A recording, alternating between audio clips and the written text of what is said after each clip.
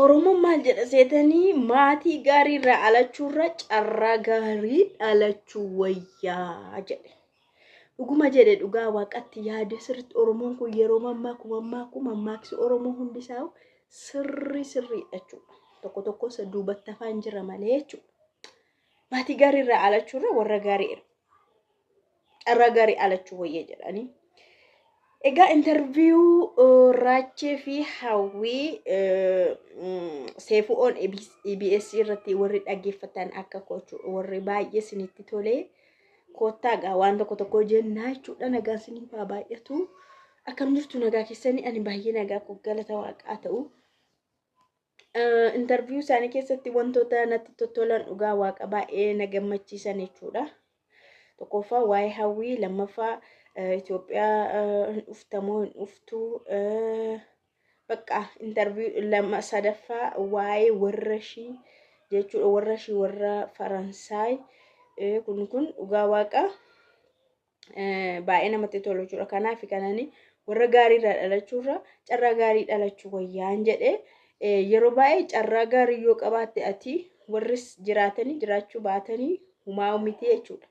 Nama meeqatu ta'u warri asiin jiranii achiin jiranii carraanii ta'uu didee ijoolleen baay'een iddoo yaadaman gahuu dhiisu jechuudha. Hawwiin garuu umurii ishii kanatti umurii waggaa 21tti maastarsii eebbifamuudhaa fi waggaa tokkotu na hafaa jettee jechuudha. Digirii xumurattee digirii barattee fixxee waggaa 21 dhalaala digirii fixattee maastarsii waggaa tokko bara dhuftu maastarsii kiyyaan qabadha jettee jirti. Laaliga inni kan biraa immoo jechuudha. Inni kan biraa maatii ishee guddisanii maatiin ishee guddisan baay'ee maatii gaariidha. Yeroo tokko warreen guddifachaa nama guddisanii humaa namatti himan baay'ee humaa tokko namatti himanii akka waan ati kan isaanii taatetti waan si dahanii si dhashanitti warri si guddifatan jiru. Warri tokko immoo sitti himaa iddoo ati dhufte sitti himaa waan ati qabdu sitti himaa akka kan isaaniitti si jaallachaa warri si guddisanis jiru jechuudha.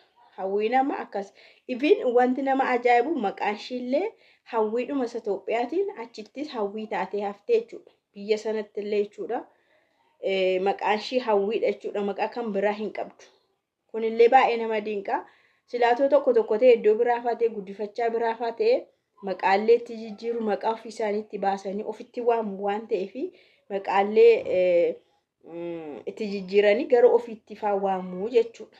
Inni kan biraa akka obboleessa illee qabdu itti himaa guddisan jechuudha. Obboleessa maatiin ishii warri achi tokko qofa qabu. Obboleessa tokkoon qaba jettee achi jechuudha. Kana jechuun mucaa tokko qabu, mucaa dhiiraa tokko qabu jechuudha jarri. Ishee kana faana lama qabu jechuudha. Hawwii faana lama qabu. Isheedhaan garuu ati obboleessa isa kana qofa otoo hin taane Itoophiyaadhaas obboleessa tokko qabdaa jedhanii itti himaa guddisan. Eenyu akka ta'e hin beektu garuu maal akka fakkaatu hin beektu garuu obboleessa tokko akka qabdu garuu Itoophiyaadha. Dhagaa guddatte. Dhagaa waan guddatteef gaafa raachuu faana intarneetiidhaan bartuu daftee fudhatte jechuudha. Jarri itti himaa guddisan waan ta'eef hin oskine waan ta'eef. Ilaa too isaan oskaniiru ta'e too humaa ittiin himne ta'e mucaan kun hin amantus hin fudhattus biyyattii Itoophiyaa kanayyuu hin beeku jettee jechuudha. Dur Itoophiyaa dhuftee hin beektus ture garuu jarri nama gaariidha dhugaa waaqa laale hundee keessa jalaan balleessin hidda kee itoon oskiin namummaa kee eenyummaa kee fudhatanii ofitti si waamanii kan keenya siin jedhanii garuu iddoo ati dhufte sitti himanii guddisan jechuudha. Mucaa kan baay'ee nama gaariidha jarri. Inni kan biraa wanta haara'anii interview sanarraa dhageerreef isin kanaan dura dhaga'uu dandeessu garuu ani reefan dhagaa dhugaa waaqa akka Raacheen karaa haadha obbolaa 4 qabu. Karaa haadha jechuudha. Akka inni obbolaa 4 qabu an yeroo jalqabaaf hin dhagee ta'ee interview kanaan dura seeraan hin dhaggeeffanne ta'e I don't know hin beeku garuu ani reefan dhagaa jechuu kooti. Haati Raachee dura ijoollee 4 akka qabanii fi isa booda abbaa Raacheetti heerumanii ijoollee kana sadan dahanii tokko jalaa du'ee isaanis akka boqotan dura nan beeka jechuudha. Ergasii kun immoo ergasii har'a nagee jechuudha. Ergi haati raachee jechuudha. Egaa raacheen yeroo haadha isaa ibsee harmeen kiyya garmalee waan bareedduu taatee fi harmeen kiyya garuu daa'ima 4 osoo qabanii abbaan kiyya mootummaan fuudhin daa'ima 4 faana daa'ima 4 qabaachuu osoo beekaniiti kan isaan jaallatanii fuudhan jedhu.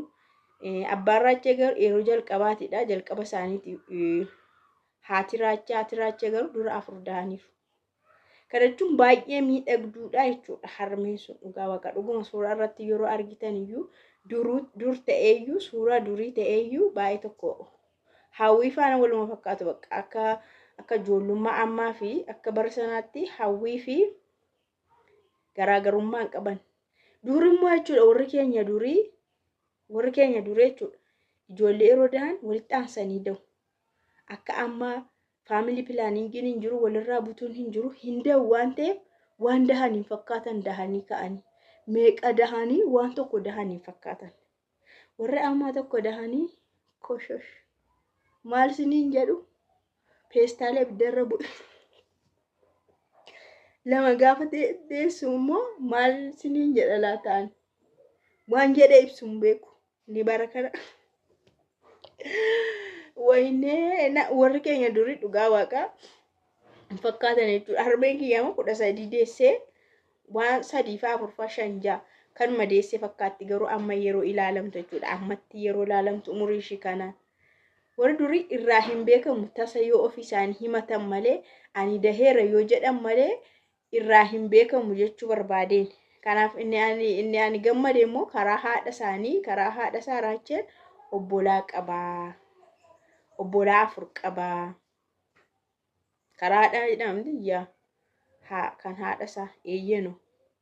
Kan haadha qaba waan ta'eef isaan 2 qofaa miti jechuudha. Anyways 6 jechuudha. Garuu haadhaanis abbaadhaanis warra kana 2 qofatu jira jechuudha. Garuu maalumaafuu bagga waan isaaniin gargaare egaa hawwiin biyya Faransaay gara booda marmarattee yookaan sassaabbattee gara Itoophiyaatti hin galtaa jennaan hin danda'amu jetteetti achiis maatiin qaba Itoophiyaadhaas maatiin qaba jettee lamaan isaaniiyyuu wal faana nan adeemsisa jedhee yaadetti kan Itoophiyaas kan biyya Faransaayis jechuudha.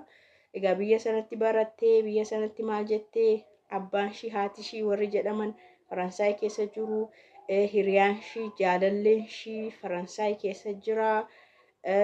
Waan hunda achi qabdi waan ta'eef baay'inaan isheen kan itti sirriitti beektus madaqxes achi waan ta'eef Itoophiyaatti nan gala hin jettus garuu akka asii qabduttis akka achi qabduttis nan jiraadha jechuudha. Baay'ee namatti tola. Anyways kanaaf dura warra gaariirra dhalachuurra carraa gaarii dhalachuu wayyaa kan hin jedhe dhugaa waaqa yeroo baay'ee ati carraan kee bareedaa tokko taanaan ganama carraa bareedaa tokko kan hin banne si kennameera taanaan dhuguma eessas dhaqi biyya eessas dhaqi maalis dhaqi mana namaattis gali guddifachaa si haa fudhatan carraan kee bareedaa matee itti fufa dhugaa waaqa. Kun amma hawwiin yeroo waan hundumaatiin maachuur taatee bifamtee of geessu yeroo of dandeessu filannoo mataa ishii iddoo barbaadde dhaquu dandeessi, iddoo barbaaddes jiraachuu dandeessi. Amma maatii sana jala jirtuttidha malee jechuudha. Garuu ammas maatiin ishii ammayyuu taanaan gara Itoophiyaa kan erge maatii ishiitidha. Akka obboleessa Itoophiyaadha qabdu waan beekaniif fedhii isaaniitiin dhufte. Isaantu kakaasee achas ergee jechuudha malee ofiin of murteessiteen dhufne. Ofiifis qofaa jiraachuu of dandeessee hin baane isaanuma jala jirti jechuudha. Kanaafuu ammallee waan dhagadhumaatti ishee attaa tolu ishee haa milkeessu raachuus gammachuu kana itti haa irraanfatuun siniin jedha. Baay'ee waan namatti tolu seenaan akkasii baay'ee namatti tola jechuudha. Yoo haasaan illee satisfaayi nama godha keessa of jechuudha. Akka isa du'ee isa qalamee isa diigamee miti siniin jedha. Baay'ee.